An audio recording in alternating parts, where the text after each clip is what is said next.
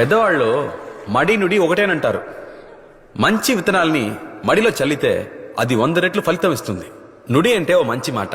అది మీలాంటి విద్యార్థులకు చెప్తే 100 రెట్లు ఫలితం ఉంటుంది. అందుకే వాళ్ళు పిలవగానే వచ్చాను.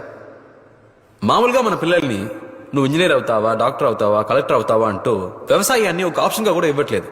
కానీ నా చిన్నప్పుడు మా నాన్నేమో నువ్వు ఇంజనీర్ అవుతావా, డాక్టర్ అవుతావా, కలెక్టర్ అవుతావా, లేదా రైతు అవుతావా అని అడిగారంట. నేను రైతునే అవుతాను అన్నానంట. అందుకే నేను ఈరోజు ఆప్షన్ ఇచ్చిన నాన్నకు ముందు థ్యాంక్స్ చెప్తున్నాను. మన దేశంలో వ్యవసాయమే ఇండియాకి వెన్నెముకని చెప్తూ ముందు కనిపించకుండా వెనకే దోసి పాడేశారు. ఇది అర్థం చేసుకోకుండా మనం బతుకుతున్నాం. కొంతమందికి ఇది అర్థమై ఐటీ జాబ్ వదిలేసి వ్యవసాయానికి వస్తే బతకడం చేత కాని వాడిని చూసి నవ్వుతున్నారు. కొంతమంది అయితే వ్యవసాయం చేసేవాడికి పిల్లనే ఇవ్వకూడదని పట్టుబడుతున్నారు. విదేశాల్లో చదువుకున్నవాడు కూడా వ్యవసాయం చేస్తున్నాడు.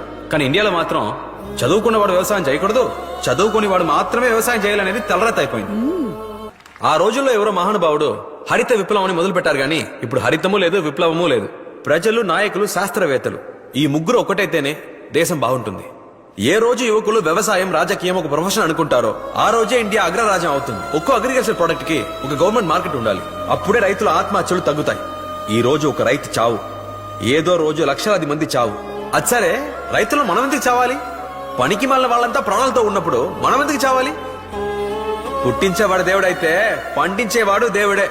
మనమంతా రైతులం అని కాలర్ ఎగరేసుకొని తిరగాలి. తమ్ముళ్ళు, మీరు ఇంజనీర్లు అవ్వండి, డాక్టర్లు అవ్వండి, లాయర్లు అవ్వండి, అంతెందుకు రాజకీయాలు కూడా చేరిపోండి. కానీ వ్యవసాయం కూడా చేయండి.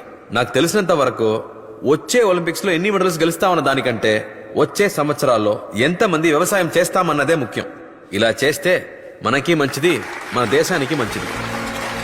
ఇది మీరు చప్పట్లు కొట్టాలని చెప్పట్లేదు, మనం చేయి చాచే పరిస్థితి రాకూడదని చెప్తున్నాను.